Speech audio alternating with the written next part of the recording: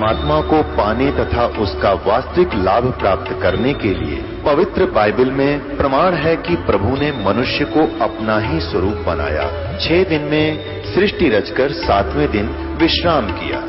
कुरान शरीफ में प्रमाण है कि हजरत मोहम्मद को खुदा स्वयं कह रहे हैं कि मैंने तुम्हें उस परमात्मा की महिमा बताने के लिए भेजा है। वो परमात्मा कबीर है जिसने 6 दिन में सृष्टि रची तथा 7वें दिन तख्त पर जा विराजा। उसकी खबर किसी बाखबर से पूछकर तो देखो। कृपया अवश्य सुनिए जगत गुरु तत्वदर्शी संत रामपाल जी महाराज के अमृत वचन। सर्व संगत से प्रार्थना है, सत्संग प्रारंभ हो रहा है। कृपया सत्संग स्थल पर शांतिपूर्वक विराजमान होकर के श्रद्धा से सत्संग सुने। परमेश्वर की प्यारी आत्माओं से पुनर्निवेदन है, सत्संग प्रारंभ हो रहा है। कृपया सत्संग स्थल पर शांतिपूर्वक विराजमान होकर के श्रद्धा पूर्वक सत्संग सुने। सत सही बंदी छोड़ कबीर परमेश्वर जी की जय। बंदी छोड़ गरीबदास जी महाराज जी की जय हो। स्वामी रामदेवानंद जी गुरु महाराज जी की जय हो।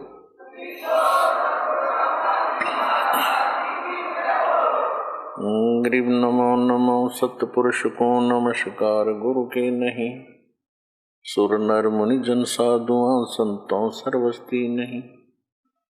सतगुरु साहेब संत सब डंडो तुम प्रणाम। आगे पीछे मध हुए तिनको जा कुर्बान। नराकार निर्विषम काल जाल वैभंजनम निर्लेपम निज निर्गुणम अकल अनुपवेशम धुनम। सोहम सुरति समाप्तम सकल समाना निर्तल। उज्ज्वल हीरंबर हरदमम बेपरवा अथाह वार पार निमज्जतम। ग्रीव जो सुमर सिद्ध होई गणनायक गलताना। करो अनुग्रह सोई पारस पद परवाना। आदि गणेश मनाऊं गणनायक देवन देवा। चरण कमल लो लाऊं आदंत करूं सेवा। परम शक्ति संगीतम रिद्धि सिद्धि दाता सोई। अवगत गुण अतीतम सत्य पुरुष निर्मोही। जगदम्बा जगदीशम मंगल रूप मुरारी। तन मन अर्पों शेषम भक्ति मुक्ति भंडारी। सुर नर मुनि जन ध्यावें ब्रह्मा विष्णु महेशा। शेष सहस मुख गावें पूज्य आदि गणेशा। इंद्र कुबेर सरीखा वरुण धर्म राय झावे। समर्थ जीवन जी का मन इच्छा फल पावे। 33 कोटि अधारा ध्यावे 88। उतरे बहुजल पारा कट है यम की फांसी। 33 कोटि अधारा ध्यावे 88। उतरे बहुजल पारा कट है यम की फांसी। कर जोरों विनती करूं गुरु चरण पर शीश। गुरु जी राम देवानंद जी महाराज ने दियो नाम बख्शीश। कोटि कोटि सिजदा करो हो कोटि कोटि प्रणाम। चरण कमल में राखियो मैं बांदी जाम गुलाम। कुत्ता हूँ गुरुदेव का रामपाल दास का नाम। गले प्रेम की जेवड़ी जाखे तो जाऊं मैं। तो तो करो तो हो बावड़ू, दूर दूर करो तो जाऊं,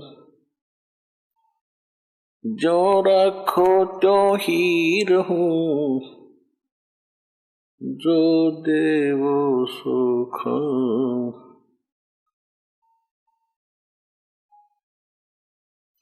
परम पिता परमात्मा पूर्ण ब्रह्म कबीर परमेश्वर जी की असीम रजा से आप सभी पुण्यात्माएं परमात्मा की महिमा सुनने के लिए उपस्थित हुए।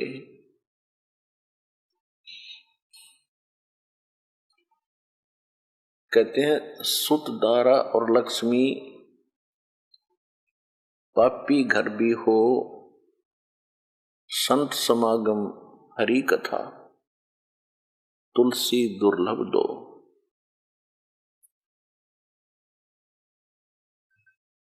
परमात्मा क्या बताते हैं?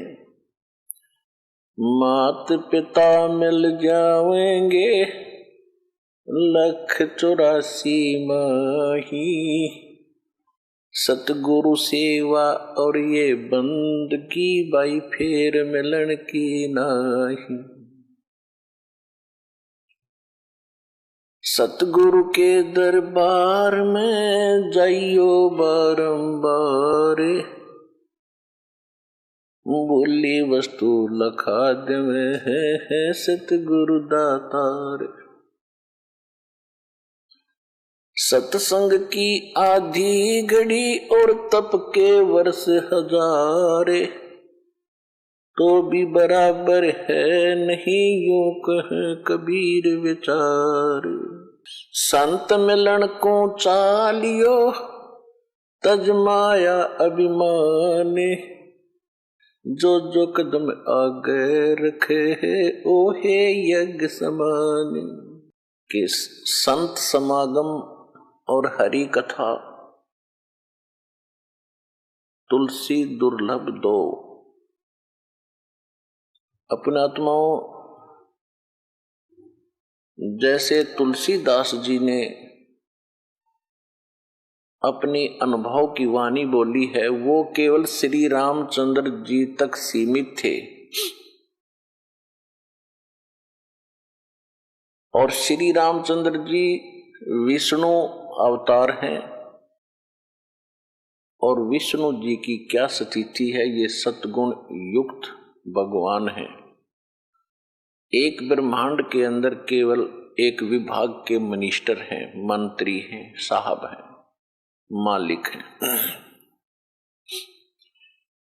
और जो आदरणीय गरीबदास साहिब जी और पूर्ण परमात्मा ने स्वयं आकर जो ज्ञान दिया है, आदरणीय गरीबदास साहिब जी को जो ज्ञान दिया है, और कबीर परमेश्वर जी, क्योंकि परमात्मा अपना यथार्थ ज्ञान स्वयं ही बताने आते हैं, ये आपको प्रमाणित बहुत बार कर दिया है। तो उस वाणी में और इस वाणी में बहुत अंतर है। अब जैसे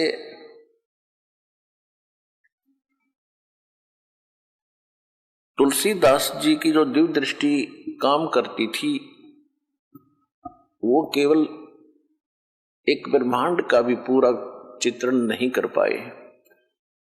और आदरणीय गरीबदास साहिब जी को परमात्मा मिले थे, पूर्ण ब्रह्म कबीर परमेश्वर जी, उन्होंने ज्ञान योग खोल दिया था, दिव्य दृष्टि खोल दी थी।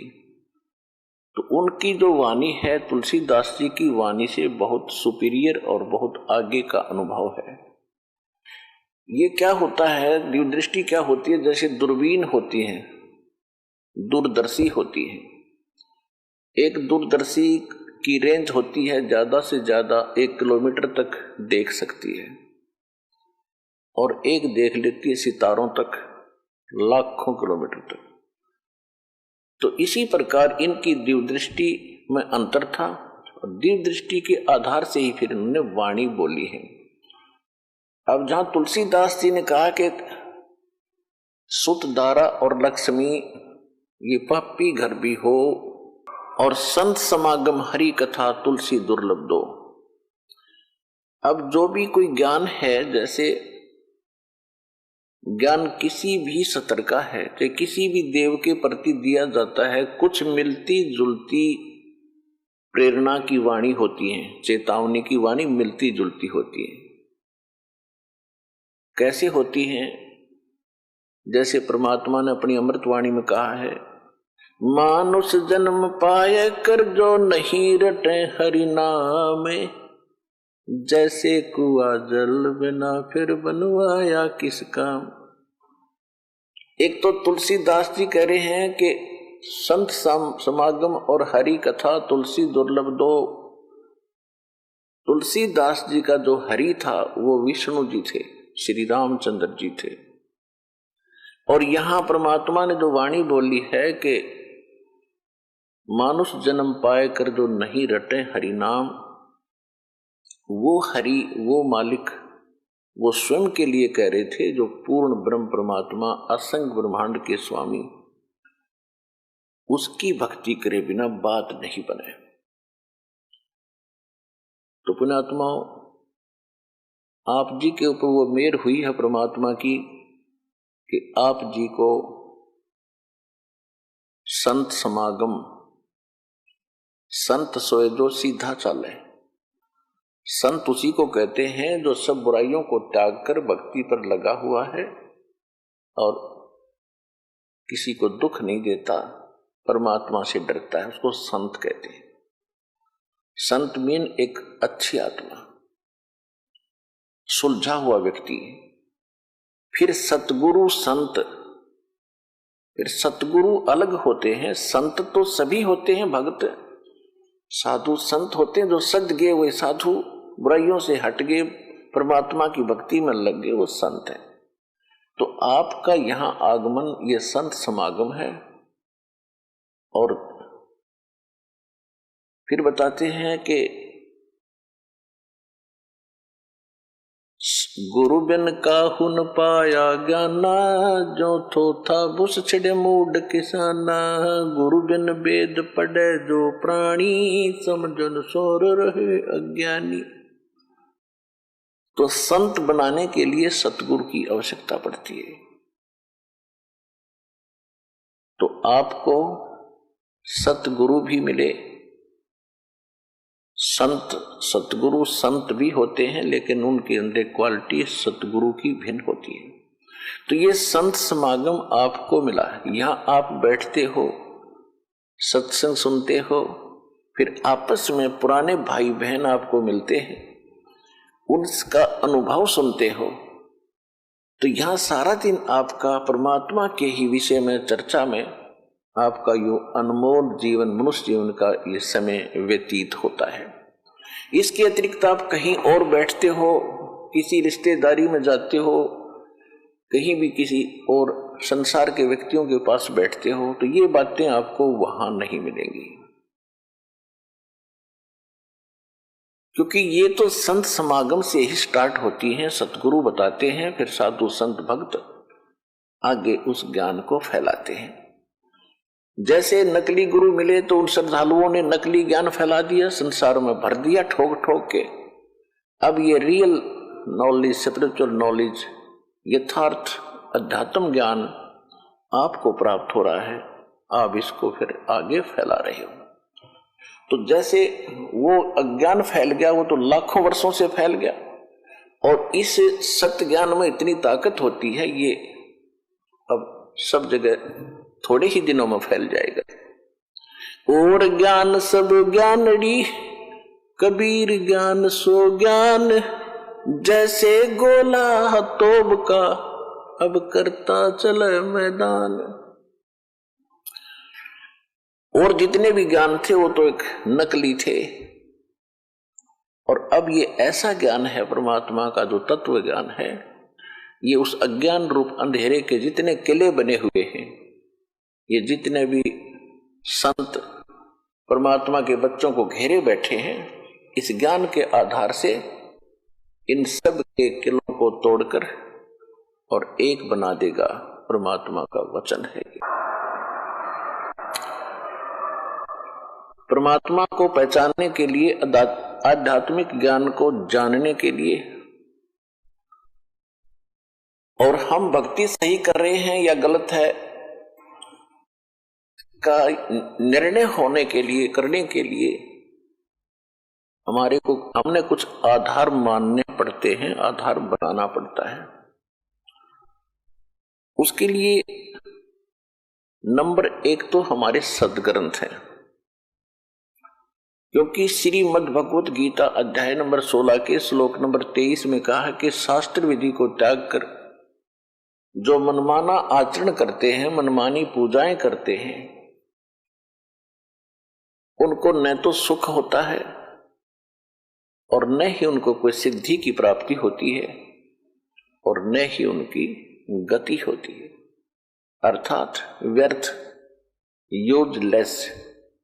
फिर तुरंत कहा है 24वें श्लोक में 16वें अध्याय में, इससे तेरे लिए अर्जुन कर्तव्य और अकर्तव्य की व्यवस्था में कौन सी धार्मिक साधनाएं करनी चाहिए और कौन सी ना करनी चाहिए, उसके लिए सदग्रंथ ही प्रमाण है। किसी की दंत कथा पर विश्वास मत करना। एक तो ये आधार है कि हमारे सदग्रंथ जो हैं ये परमात्मा का विधान है और सत्य ज्ञान है। तो अब सदग्रंथ कौन कौन से हैं? सबसे पहला ग्रंथ है सूक्ष्म वेद। सूक्ष्म वेद जिसको तत्व ज्ञान भी कहते हैं, और उसके विषय में गीता अध्याय नंबर 4 के श्लोक नंबर 32 में कहा है कि जैसे कि मैंने अर्जुन तेरे को गीता अध्याय नंबर 4 के श्लोक 25 से लेकर और 31 तक जो ज्ञान दिया है, कोई ऐसी साधना करता है, कोई ऐसी साधना करता है, कोई देवताओं की पूजा करता है, कोई हठ योग करता है, कोई मुंह पर पट्टी बांधकर अहिंसावादी व्रत का पालन करके ये सोच बैठा है कि मैं जो साधना कर रहा हूं ये सही है, कोई स्वाध्याय करके ही, कोई योग अभ्यास करके। लेकिन चौथे अध्याय के 32वें श्लोक में कहा कि इन यज्ञों की जानकारी यानी धार्मिक अनुष्ठानों की विस्तार पूर्वक जानकारी परमात्मा स्वयं अपने मुख कमल से बोलते हैं। वो परम अक्षर ब्रह्म सच्चिदानंद घन ब्रह्म अपने मुख से जो वाणी बोलते हैं, उस सच्चिदानंद घन ब्रह्म की वाणी में, कबीर वाणी में विस्तार के साथ कहे गए हैं। उनको जानने के बाद फिर सभी कर्मों से मुक्त हो जाएगा। वो तत्व ज्ञान है।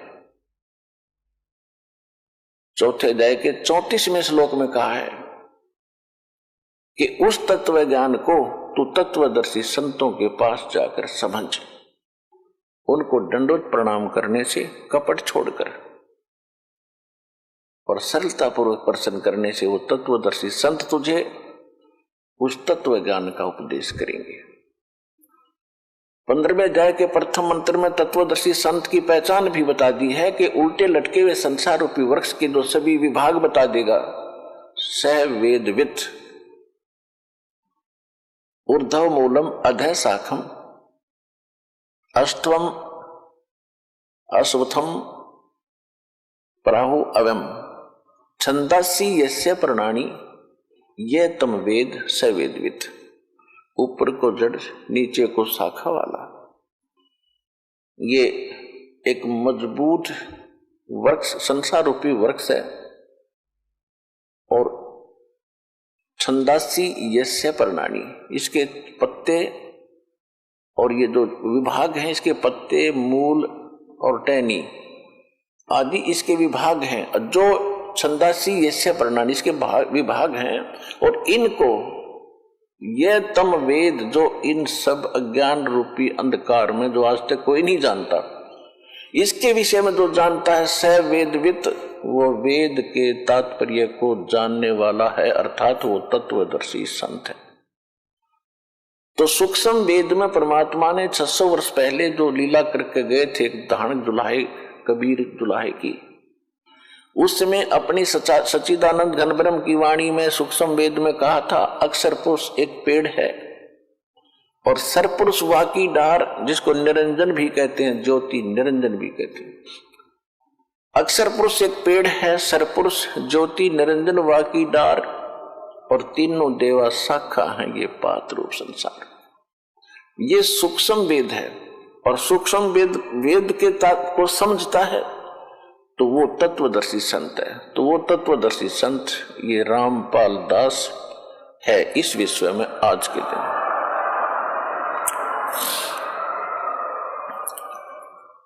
इस सूक्ष्म वेद की आवश्यकता क्यों पड़ी? परमात्मा ने स्वयं आकर ज्ञान क्यों बताना पड़ा? जब हम गलती करके सतलोक से और इस काल के साथ आगे थे, हमारी यहां दुर्गति होनी थी, मालिक को पता था। मालिक को यह भी मालूम था कि सबसे पहले ये काल इनको भगवान से दूर करेगा, इनकी बुद्धि पर पत्थर डालेगा, अज्ञान से भरेगा। इसलिए परमात्मा ने कुछ ही समय के उपरांत इस काल के अंतःकरण में, इसके हृदय में, वहां से ये तत्व ज्ञान कंप्लीट फैक्स कर दिया था, इसकी व्हाट्सएप पर डाल दिया था और उसमें निर्धारित समय भर दिया था कि इतने समय के बाद ये ऑटोमेटिकली बाहर आएगा, ये रोक नहीं सकेगा। ऐसा ही हुआ। इसके श्वासों के द्वारा एक दिन ये अपने आप सारा ग्रंथ बाहर आया। इसने जब देखा, पढ़ा, इसमें तो सारी जानकारी ऊपर की है और इसको ये था कि अगर इन प्राणियों को जो मेरे फंस गए, इनको उसका ज्ञान हो गया, उस सुख का एक नहीं रहेगा। इस दुष्ट व्यक्ति ने सबसे पहले वो ज्ञान समाप्त किया, यानी जिसकी पूर्ण जानकारी सभी नष्ट नहीं किया, लेकिन वो मेन पार्ट, वो भक्ति विषय जल्दी में नष्ट कर दिया। और शेष ये 4 वेद रख दिए। ये 4 वेद उस सूक्ष्म वेद का ही अंश है। उसका जो जो मुख्य अंग था वो नष्ट कर दिया। उसकी पूर्ति करने के लिए परमात्मा आते हैं और फिर वो सूक्ष्म वेद पुनः बताते हैं। उसमें ये सभी वेद भी होते हैं, ये चारों वेद भी इंक्लूड है उसके अंदर, वो सूक्ष्म वेद है। उस फिर परमात्मा ने 600 वर्ष पहले कहा था धर्मदास जी से कि मेरे नाम से काल ने कहा था तेरे नाम से 12 पंथ चलाऊंगा मैं, कबीर नाम से। और मालिक को पता था कि 12 पंथ चलेंगे, काल के दूत होंगे, वाणी मेरी पढ़ा करेंगे, सूक्ष्म वेद मेरा पढ़ेंगे, इनका अकल में आनी नहीं, इनको समझ में आना नहीं, तो ये अपनी बुद्धि अनुसार इसमें गड़बड़ अवश्य करेंगे। ऐसा ही कर भी रखा काफी। उसकी पूर्ति के लिए परमात्मा ने फिर कहा था कि 12वां पंथ, उसी 12 पंथों में 12वां पंथ के प्रवर्तक का जन्म संवत 1774 में होगा। कबीर सागर में गलती से संवत 1775 प्रिंट है, कबीर वाणी चैप्टर में। उसका जब जन्म इस समय होगा, उसको फिर मैं मालिक मिले थे, उसके द्वारा मेरी महिमा की वाणी का पुनः प्रकाश होगा, प्रकट होगी मेरी वाणी, यानी मेरा यथार्थ ज्ञान। और उस मेरे यथार्थ ज्ञान को जो बर्मा पंथ, गरीबदास पंथ के व्यक्ति और साथ में 12 कबीर पंथी नकली, वो 11 और, ये सब के सब इस ज्ञान को समझ नहीं सकेंगे, इन गूढ़ रहस्यों से परिचित नहीं हो सकेंगे। इसलिए 12वें पंथ में फिर आगे चल के हम ही आएंगे और सभी पंथों को समाप्त करके एक पंथ चलाएंगे। अब वो 13वां पंथ चल चुका है इस दास के माध्यम से। भगवान नहीं आए तो दास भेज दिया कंप्लीट कोर्स देके।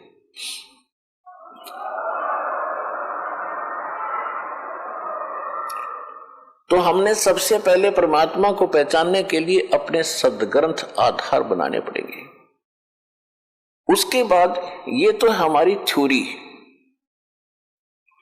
ये तो थ्योरी है हमारा, यानी लिखा हुआ एक लेख है।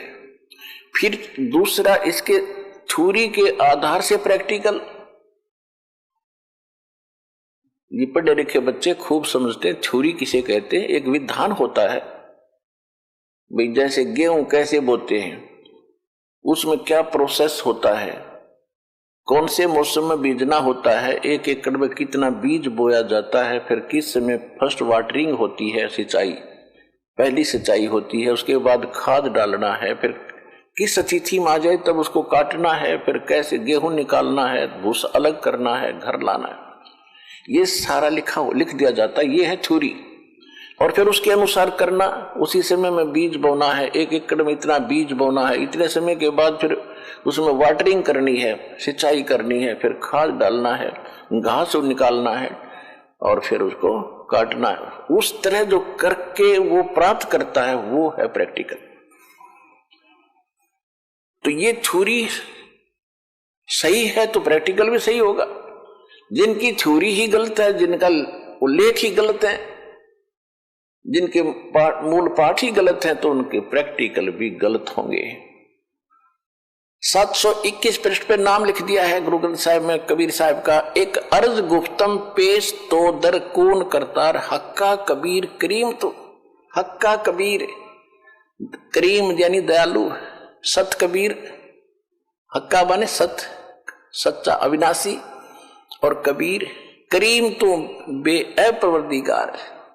बोलो सतगुरुदेव।